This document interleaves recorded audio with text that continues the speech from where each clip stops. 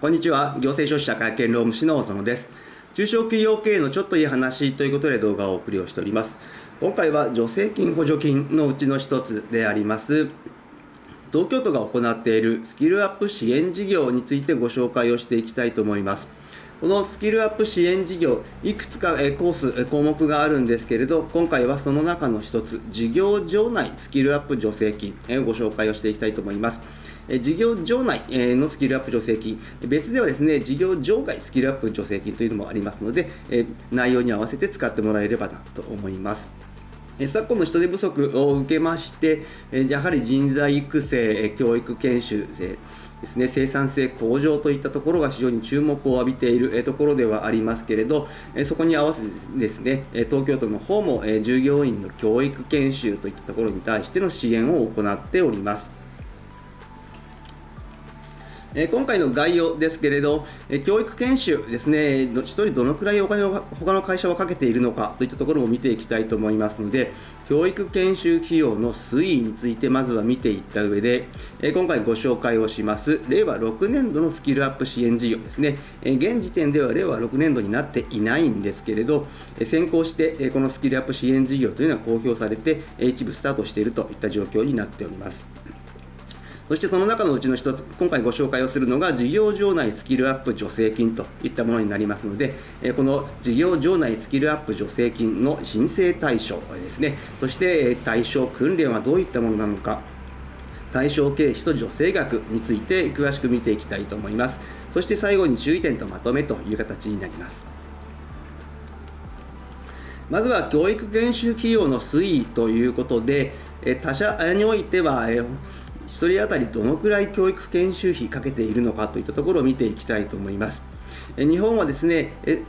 海外諸国に比べると非常に従業員の教育研修にかける費用が少ないという批判も多く出てきているところではありますけれど、直近のデータによりますと、2022年においては従業員1人当たり32,412円という形になっております。2020年、新型コロナウイルス感染症が流行して、従業員の休業等があった関係でですね、従業員1人当たりの教育研修費用というのは24,000円ほどになっておりますけれど、その後、新型コロナウイルス感染症が落ち着いてきたというところもありまして、順調に回復をしているといった状況ではあります。そして2022年の32,412円という金額ではありますけれど、まだ新型コロナウイルス感染症流行前の水準には戻ってきていないといった状況です。こちらはですね、まだ景気回復だとか企業の業績といったところもありますけれど、まだまだ以前の水準までは戻ってきてはいないといった状況ではありますけれど、今後増加の見込みがあると回答している企業はですね、6割強といったところになっておりまして、こちらがですね、新型コロナウイルス感染症流行前の結果とちょっと違うところで、やはりですね、この6割強というのは近年にないほど高いやはり従業員の教育研修に対する意欲を表しているといったところになりますので、企業業績にもよりますけれど、今後やはり従業員1人当たりの教育研修費用というのはどんどん増えていくだろうなというふうに考えております。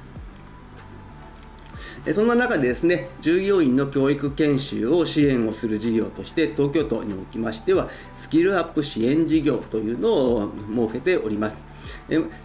令和5年度以前からもありましたけれど、今回は少し名称が変わってスキルアップ支援事業といった形になっております。令和5年度におきましてもですね、社内型ですとか民間派遣型だとかオンラインのスキルアップの助成金といったところはありましたけれど、今現状ではまだこちらの方は未公表といった状況になっております。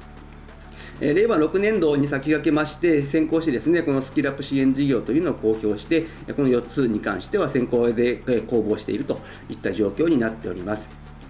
そして事業場内のスキルアップ助成金は自社で企画をした研修を行う場合、そして公開研修等を利用して研修をする場合は事業場外スキルアップ助成金、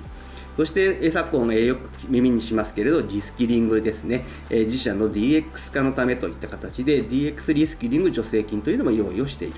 また東京都はですね、育休ではなく育業と呼びますけれど、育業中のスキルアップ助成金というのも新しく作られているといった状況ですね。やはり育業中のスキルアップに関しましては、育業中に教育研修勉強するのかといったところはありますけれど、これと対極にありますのがマミートラック問題といったところで、やはり育児休業から復帰をした場合のやはり今後のキャリアアップに関しての影響といったところも含めまして、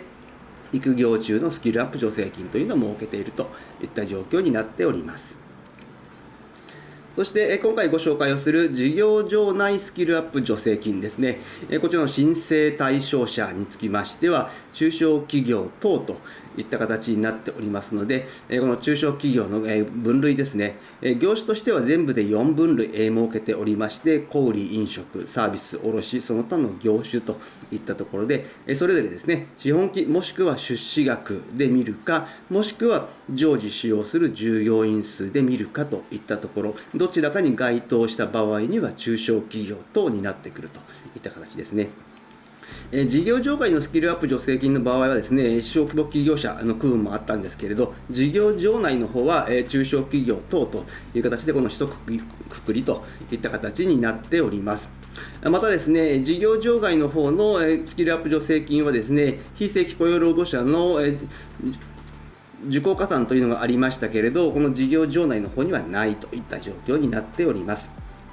その他ですね、申請できる方につきましては、都内に本社もしくは主たる営業所、事業所があること、そして都税の未納がないことですとか、支払っている賃金が最低賃金以上であることといったその他の要件はあります。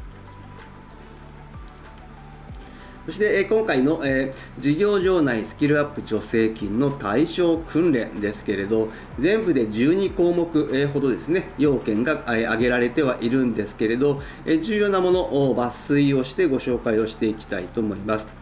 まず3番目としてですね、こちらにつきましては事業場外のスキルアップ助成金とも同じではありますけれど、やはり自社で企画をしようが、公開講座で研修をしようが、労働者自体の専門的な技能ですとか知識の習得の向上、そして専門的な資格の取得を目的とするものといった形になりますので、一般研修というのは対象外という形。そして、事業場外と違うのは4番目ですね。こちらはですね、専門的な技能知識を有する指導員講師によって行われることといった形で、講師要件というのが設けられているといった状況。そして研修につきましては通常の業務と区別できるという形で、OJT ではなくて OFJT で行うこと。そして OFJT で行ったとしてもですね、労働時間内に研修を行っていただいて、所定の賃金を払うことという形になっている。また研修時間につきましても事業場外と同じではありますけれど、3時間以上で10時間未満のものであるといったことが必要になってくる。そして、12番ですね、こちらは事業場外の方には要件としてないんですけれど、受講の人数が2名以上という形になるので、受講のミニマムの人数が決められているので、2名以上参加をしないと、こちらの事業場内スキルアップ助成金が使えないといった形になっておりますので、注意が必要です。そしてこの事業場内スキルアップ助成金ですね、対象経費と助成額につきましてですね、対象経費につきましては事業場内社内企画で行う研修になりますので、経費助成については対象としているものがないといった状況。そして助成額としてはですね、単純に受けた研修の時間数に時給単価をかけたものといった形になっておりますので、助成対象受講者数×研修時間×1時間あたり760円というシンプルな計算方法になってきているといった状況ですね。こちらはですね、非正規の方が全体で2割を超えるような労働者受講加算といったところが事業場外ではありましたけれど、事業場内の方ではないといった状況。そしてさらにですね、事業場外の方では求められていなかったんですけれど、事業場内の方では求められてくるのが実績報告時の写真ですね。こちらですね、1研修につき1枚以上ですね、研修の風景ですね、受講者、講師が入っているものだとか、オンライン等では受講者名だとか、受講日時、講師が入っているものをスクリーンショットで撮るといったことが求められておりますので、研修が終わってしまってから撮り忘れたということのないようにしてほしいというふうに思います。そして最後に注意点とまとめになりますけれど、申請のスケジュールですね、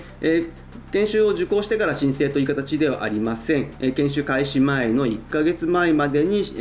計画の申請が必要といった形で、こちらは事業場外の方も同じと、そしてさらにですね、厚生労働省の方で行っております人材開発支援助成金と同じといった形になっております。そして申請自体はですね、郵送および J グランツの電子申請もできますので、やはり電子申請の方が楽のかなというふうに思います。そして、助成金の上限ですけれど、